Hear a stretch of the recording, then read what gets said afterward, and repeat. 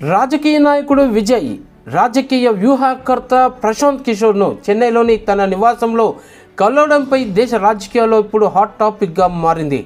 విజయ్కి చెందిన Tamilaga Vetri Kazhagam TVK party వర్గాలు కూడా కిషోర్ పర్యటన మీద ఎన్నికల పార్టీ ప్రచార అధిపతి కూడా అదన్ అర్జున మర్యాదపూర్వకంగానే కలిసినట్టుగా ఆయన ఆహ్వానంగా అభివర్ణించారు. అయినప్పటికీ ఈ రెండు పార్టీలు వచ్చే ఏడాది జరగనున్న అసెంబ్లీ ఎన్నికలకు ముందే ఈ రాష్ట్రంలో ప్రతిపక్షాల రూపురేఖల్ని ఎలా మారుస్తాయో అన్నటువంటి చర్చ ఇప్పుడు ప్రత్యేకంగా రాష్ట్ర రాజకీయ వర్గాల్లో మొదలైంది.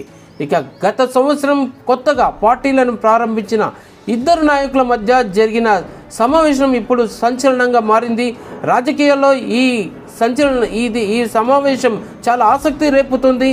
చెన్నై సమీపంలోని ఈస్ట్ కోస్ట్ రోడ్లోని పనయ్యూరులో సినీ నటులు విజయ్ నివాసంలో ఈ సమావేశం అంటే ప్రశాంత్ కిషోర్ విజయ్ మధ్య జరిగిన ఈ సమావేశం గంటకు పైగా కొనసాగింది.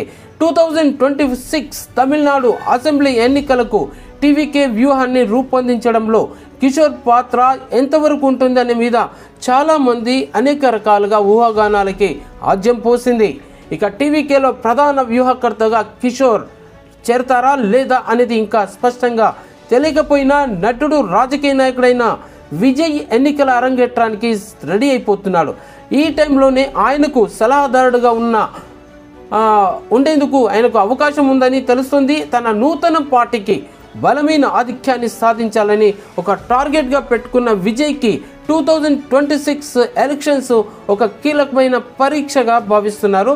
మొత్తం మీద చూస్తే ఈ టీవీకే పార్టీ ఎన్నికల ప్రచార నిర్వహణకు కొత్తగా నియమితులైనటువంటి జనరల్ సెక్రటరీ అయిన ఆదన్ అర్జున ఈ సమావేశానికి నాయకత్వం.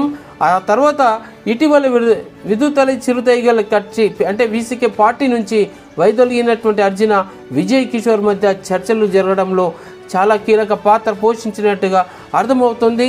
టీవీకే ఎన్నికల్లో స్వతంత్రంగా పోటీ చేయాలా లేదా అన్నది అన్నా డిఎంకే వంటి స్థిరపడిన పార్టీలతో పొత్తులు పెట్టుకోవాలా అనేటువంటి అనేక రకాలైనటువంటి వ్యూహాత్మక నిర్ణయాల మీద కూడా ఈ చర్చలు ఇప్పుడు కొనసాగుతున్నాయని అందరూ అనుకుంటున్నటువంటి విషయం.